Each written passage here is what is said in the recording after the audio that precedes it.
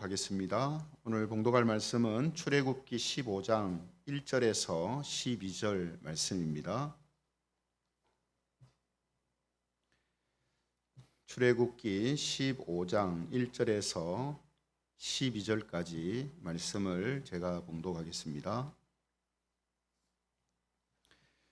1절부터 봉독합니다. 이때 모세와 이스라엘 자손이 이 노래로 여호와께 노래하니 일러스되 내가 여호와를 찬송하리니 그는 높고 영화로우시며 말과 그 탄자를 바다에 던지셨음이로다. 여호와는 나의 힘이요 노래시며 나의 구원이시로다. 그는 나의 하나님이시니 내가 그를 찬송할 것이요 내 아버지의 하나님이시니 내가 그를 높이리로다. 여호와는 용사시니 여호와는 그의 이름이시로다. 그가 바로의 병거와 그의 군대를 바다에 던지시니 최고의 지휘관들이 홍해에 잠겼고 깊은 물이 그들을 덮으니 그들이 돌처럼 깊음 속에 가라앉았도다. 여호와여 주의 오른손이 권능으로 영광을 나타내시니이다. 여호와여 주의 오른손이 원수를 부수시니이다.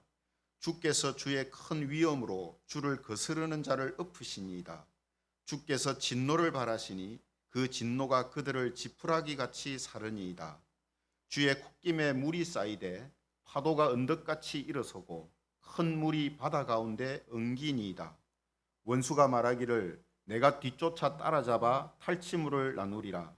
내가 그들로 말미암아 내 욕망을 채우리라. 내가 내 칼을 빼리니 내 손이 그들을 멸하리라 하였으나 주께서 바람을 일으키심에 바다가 그들을 덮으니 그들이 거센 물에 납같이 잠겼나이다. 여호와여 신중에 주와 같은 자가 누구니이까? 주와 같이 거룩함으로 영광스러우며 찬송할 만한 위엄이 있으며 기이한 일을 행하는 자가 누구니이까? 같이 읽겠습니다. 주께서 오른손을 드신즉 땅이 그들을 삼켰나이다. 아멘. 우리 어버이 주일을 맞아서 우리 함께 나눌 말씀의 제목은 하나님이 원하시는 효라는 제목입니다. 하나님이 원하시는 효라는 이런 주제를 가지고 말씀의 은혜를 함께 나누겠습니다. 어제는 어버이날이었고요. 오늘은 어버이 주일입니다. 그래서 비록 지금 코로나19로 인해서 어수선한 그런 상황입니다만 아마도 대부분이 부자지간에 감사를 표하거나 또 함께하는 그런 시간들을 가졌을 것입니다. 어버이날을 맞아서 우리가 이제 스스로 좀 질문을 하나 해보면 좋겠는데요. 무슨 질문인가 하면 우리가 자기 자신을 생각할 때에 나는 효자라고 생각하는가? 혹은 나는 효녀다 이렇게 생각을 하는가 하는 질문입니다.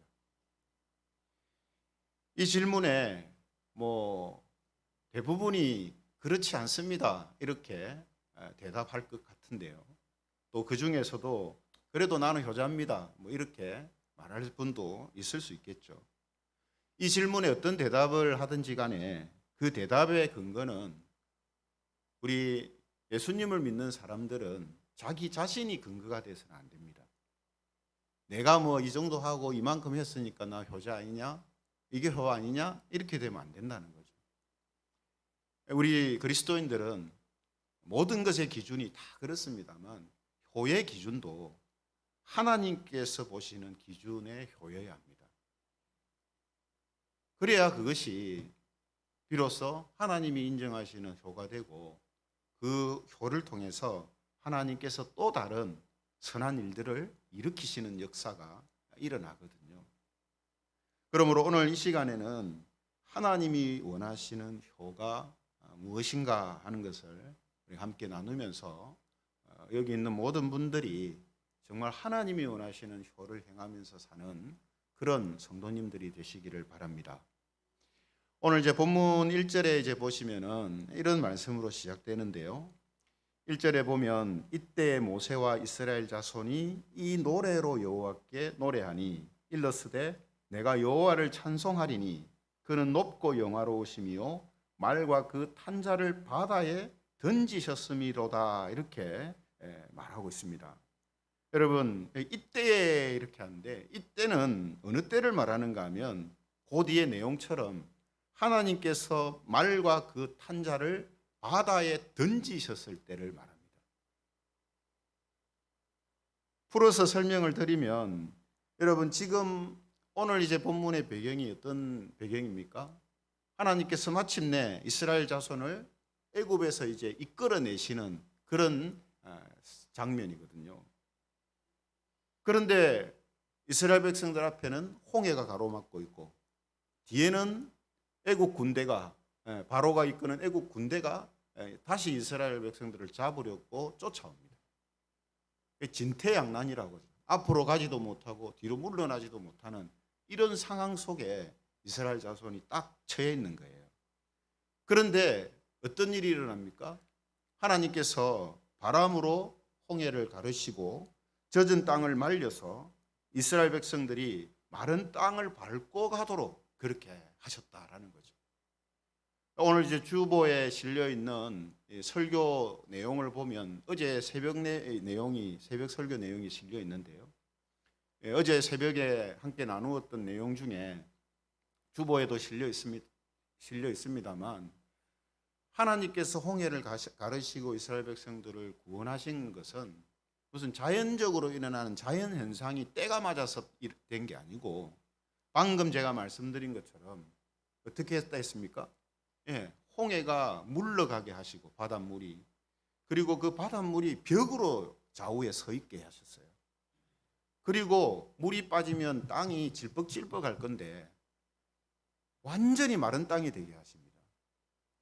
여러분, 그래서 어린이를 포함해서 약 200에서 300만 가량의 사람들이 그 홍해를 건너가거든요. 이것이 지금 여러분 말로서 그냥 간단하게 이렇게 표현하지만 그 속에 있었던 사람들, 바로 이 일이 일어나고 있었던 그 가운데 있었던 사람들한테는 지금 자신들에게 일어나고 혹은 자신들이 보고 있는 이 일이 정말 이거는 엄청난 일인 거예요. 저도 가본 적은 없습니다만 뭐 나이아가라 폭포 이런 데 가서 쓰면 뭐 입이 딱 벌어져서 뭐 할 말을 잃는다. 그만큼 그 자연의 어떤 광경이 너무 장엄하고 너무 놀랍다. 뭐 이렇게 말하더라고요. 오로라를 보면은 사람들이 전부 와 이렇게 한다 이렇게 이야기를 합니다. 근데 여러분 지금 그건 그냥 자연 현상이지만 이스라엘 백성들이 지금 홍해를 건너는 이 사건은요, 그런 거하고 비교가 없는 상황입니다. 비교할 수 없는 상황이죠. 자기 목숨이 걸려 있는 가운데, 그죠? 엄청난 자연 현상이 아니라 정말 엄청난 일이 일어나는 겁니다. 물이 바람에 의해서 다 물러가고 벽이 되어서 서 있고, 그 땅은 다 말라 있는 그런 상황 속에서 이스라엘 백성들이 200에서 300만이 되는 사람들이 그 홍해 마른 땅으로 들어가서 줄을 지어서 건너가게 됩니다. 그리고 또 어떤 일이 일어났겠습니까?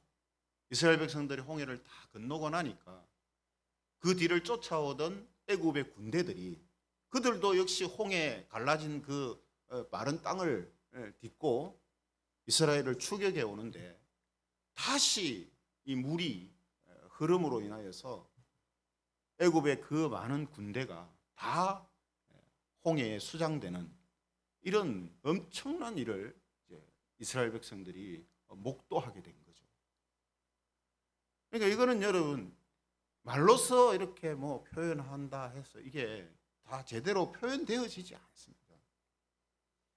그래서 여러분 이 광경이 얼마나 이스라엘 백성들한테 충격적이었으면, 여러분 그 이전에 이스라엘 백성들이 애굽에서 10가지 재앙도 봤잖아요. 10가지 재앙도. 메뚜기 떼가 온 애굽 땅을 다 덮는 것도 봤고, 그죠?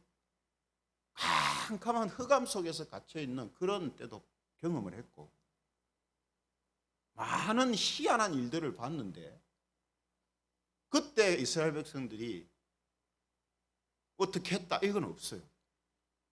근데 오늘 여러분 홍해를 가르시고 이스라엘 백성들을 구원하시고 다시 그 홍해를 통해서 애굽의 군대를 수장시키는 이 일을 목도하고 나서 이스라엘 백성들이 뭘 했다 했습니까?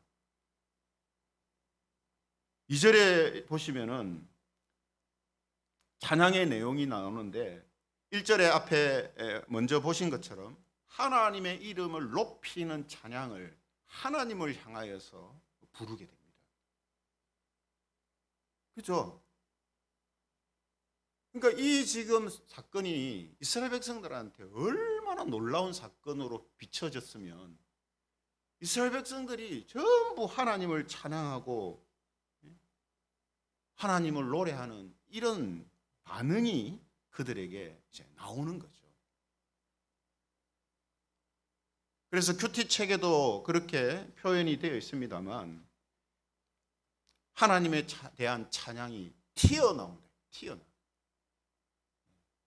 튀어나온다는 말은 뭡니까?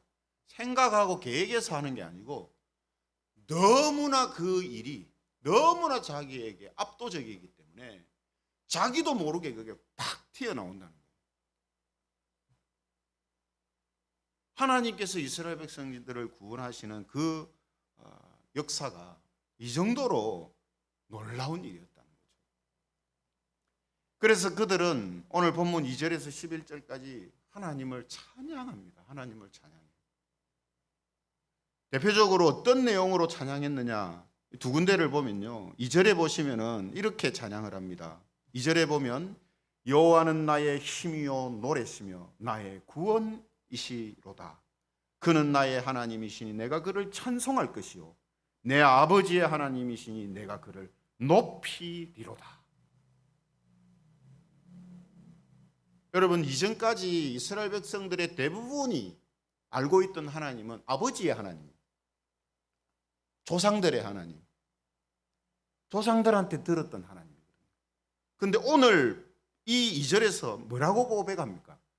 그분은 나의 하나님이시다. 그분은 나의 하나님이시다. 여러분, 이 엄청난 이 일이 일어난 거예요. 여러분, 우리도 이런 경험이 있잖아요. 그죠? 어릴 때는 아버지의 하나님, 엄마의 하나님, 뭐 어른들의 하나님 이렇게 생각했었는데 어느 순간 우리 자신이 하나님한테 하나님은 나의 하나님이십니다. 하나님은 저의 하나님이십니다. 그죠? 이런 고백을 우리가 다 했잖아요. 이스라엘 백성들이 바로 지금 그렇게 고백하고 찬양하는 겁니다. 또 11절에 보면 뭐라고 합니까? 11절에 보면 여호와여 신중에 주와 같은 자가 누구니이까? 주와 같이 거룩함으로 영광스러우며 찬송할 만한 위엄이 있으며 기이한 일을 행하는 자가 누구니이까? 누구를 지금 찬양합니까? 하나님을 찬양해요. 하나님. 모든 것을 다 하나님께 찬양하고 영광 돌리는, 그죠? 하나님께 영광 돌리는 이런 모습을 지금 보이고 있다라는 것입니다. 여러분, 이스라엘 백성들은 하나님께서 자신들을 구원해 주시는 이 놀라운 역사를 보면서 하나님을 찬양하는 노래가 터져 나오고 기도가 튀어나오게 되는 이런 모습을 이제 보여주고 있는 것입니다. 하나님께서 자신들을 구원하시는 그 일을 통해서 하나님이 어떤 분이신지를 알고 그 하나님의 이름을 높이고 하나님께 영광을 돌리는 것이죠. 우리가 지금 그렇게 살고 있잖아요. 그죠? 우리가 그렇게 살고 있지 않습니까? 하나님의 그 구원하심을 통해서 또 하나님의 나에게 역사하시고 인도하심을 통해서 하나님이 어떤 분이신지를 알고 하나님의 사랑과 하나님의 은혜, 하나님의 그 섭리들을 우리가 깨달았기 때문에 우리가 하나님께 우리 자신을 드리고 우리 자신이 하나님의 찬양이 되어지고 우리 자신이 하나님께 기도가 되어져서 드리고 바치는 삶을 우리가 살아가고 있지 않습니까? 우리가 경험한 바로 이 일이 지금 이스라엘 자손들의 이 홍해를 건너는 이 사건을 통해서 미리 우리한테 지금 보여주시고 또 우리에게 일어날 일을 미리 계시해서 보여주시는 겁니다. 그러므로 오늘 우리가 보고 있는 이스라엘 백성들의 이 모습은 바로 우리의 모습이에요.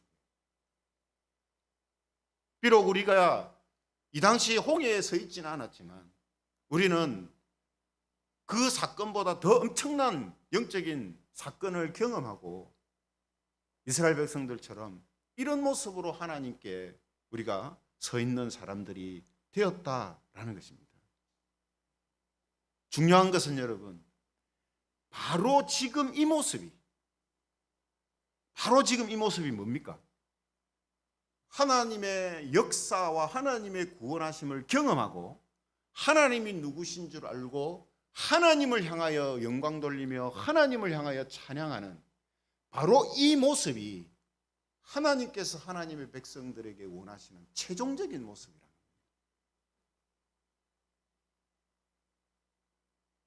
하나님이 가장 원하시는 모습이 바로 이 모습인 거예요.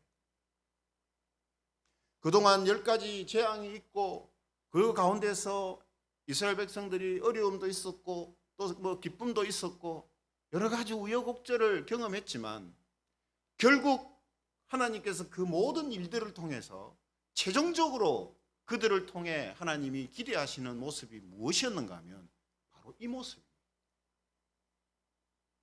하나님을 찬양하고 하나님께 온전히 영광 돌리고 하나님께 감사드리는 바로 이 모습이에요.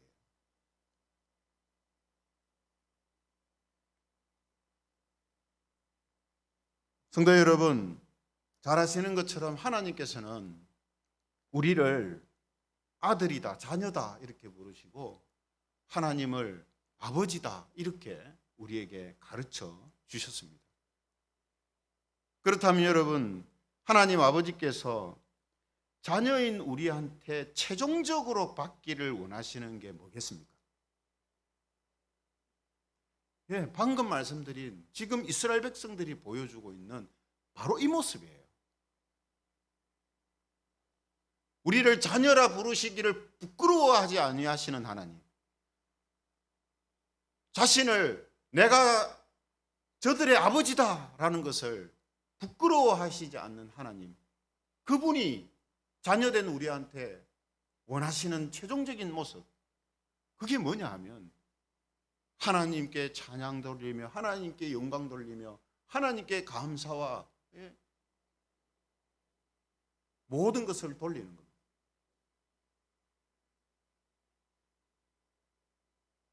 그럼 여러분, 하나님이 원하시는 것이 하나님 아버지가 원하는 것이라면 그 원하시는 것을 하는 사람이 뭡니까? 그게 효죠. 있잖아요. 여러분, 자녀가 아무리 자기가 뭘 잘한다고 하는데 자기 원하는 걸 하면 그게 효가 되겠습니까?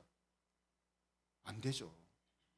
효는 부모님이 원하시는 것을 해드릴 때 그게 효가 되는 거예요.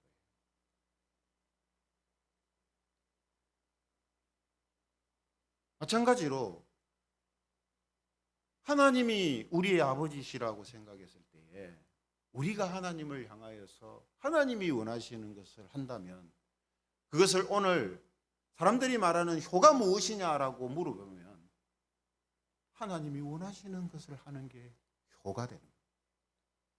근데 하나님이 우리에게 최종적인 모습, 최종적으로 원하시는 모습이 뭐라고 했습니까?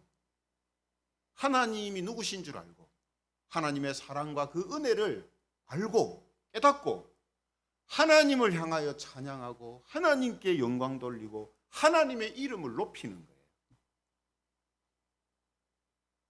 그러면 이것을 우리에게 대입시키고 우리의 육신의 부모님과의 관계에서 한번 생각을 해보십시오. 육신의 부모님을 향한 최고의 효가 뭡니까?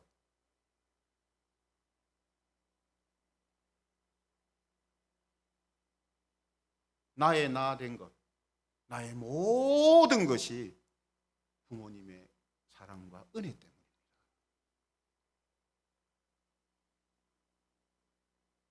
그냥 입에 발린 소리가 아니라 우리가 하나님을 생각하고 느끼는 것처럼 부모님을 향하여서 그런 마음을 가지는 거예요. 뭘 얼마나 해줬냐 안 해줬느냐 하는 것을 떠나서 많은 것을 해줄 수 있는 여력이 있어서 많은 것을 부모님에게 해드리든, 여력이 없어서 많은 것을 해드리지 못하든, 진짜 효의 마음을 가지고 있는 사람은 어떤 마음으로 그 모든 것을 행하느냐 하면,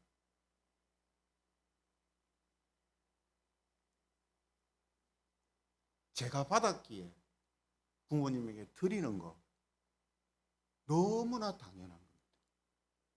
더 많이 드리지 못하고 더 많이 섬기지 못해서 죄송합니다.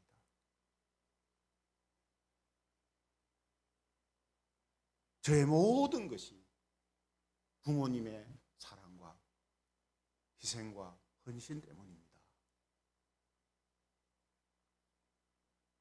이게 바로 효라고 말하면 효입니다. 부모님이 원하시는 거죠. 바로 이런 마음을 가지고 그것이 어떤 것이든지 간에 감사의 마음을 표할 때에 그것이 부모의 기쁨이 되는 거죠. 그냥 의무적으로 뭐 자식이니까 뭐 이 정도는 해야지 하는 그런 마음으로 하는 게 아니라, 우리가 하나님을 향하여서 가지고 있는 그런 마음을 가지고 육신의 부모님들을 향하여서 그런 마음으로 우리가 대할 때, 그것이 바로 효라는 기준에서 본다면 최고의 효라고 말할 수 있다라는 거죠.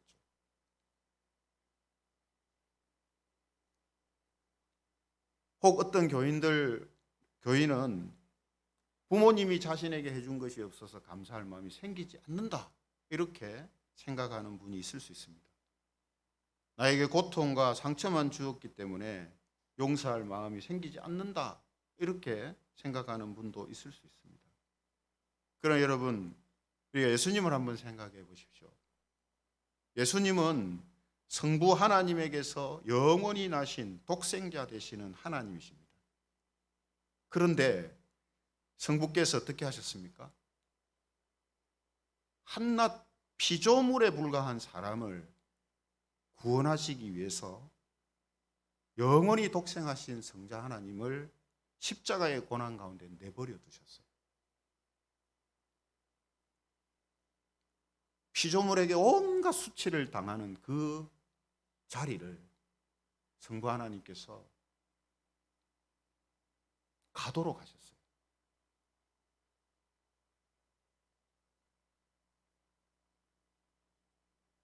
여러분,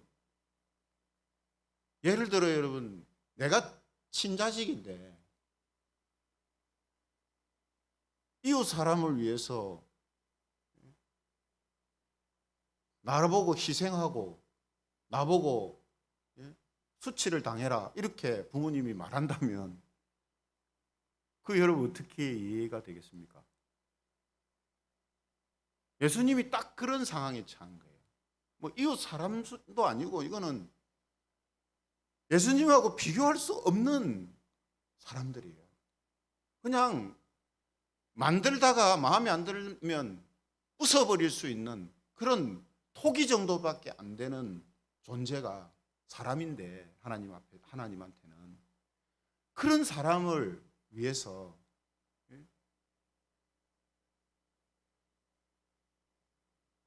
성자 하나님을 성부께서 고난의 자리로 밀어 내신 것이고 또 그곳으로 가도록 하신 것이니까, 사람의 이제 입장에서 생각하면 어떻습니까? 부모라 해도 어떻게 부모가 그럴 수 있냐, 이렇게 될 수 있겠죠. 그런데 예수님은 어떻게 하십니까? 전혀 그렇게 하시지 않죠. 왜 그렇습니까? 다른 이유 다 떠나서 성자에게 있어서 성부는 아버지시기 때문에,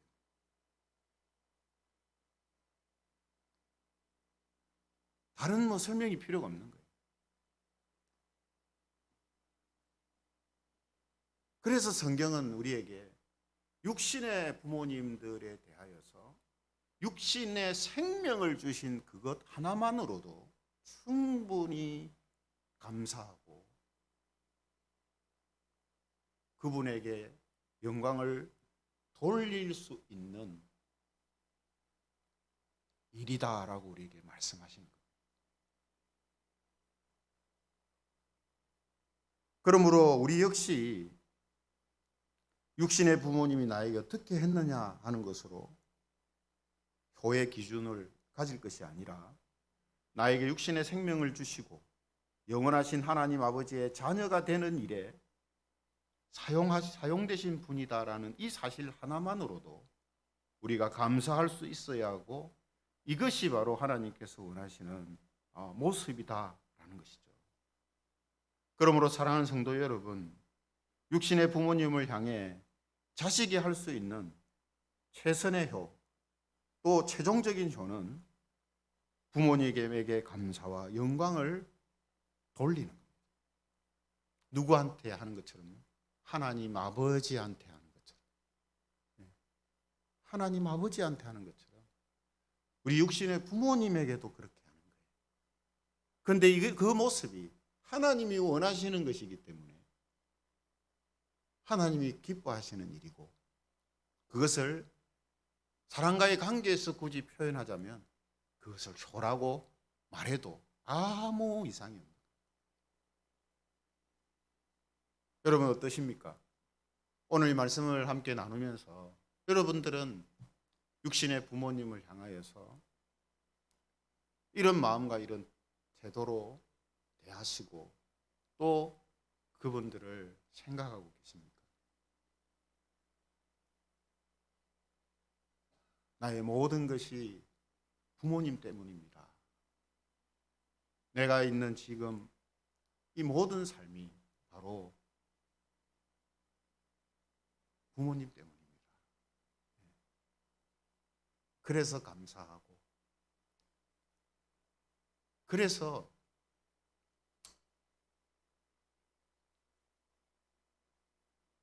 내 모든 것들을 감사의 마음으로 부모님을 대할 수 있습니다. 이런 마음들이 우리에게 있기를 원하신다. 하나님께서 기뻐하시는 모습이다 하는 거죠. 그래서 오늘 우리가 어버이 주일을 맞아서요. 항상 어버이날 어버이 주일이 되면 자식의 입장으로서는 부족함이 많은 것이 느껴지고 또 그로 인해서 후회도 되고 부끄럽기도 합니다. 그러나 그런 마음이 또 한편으로는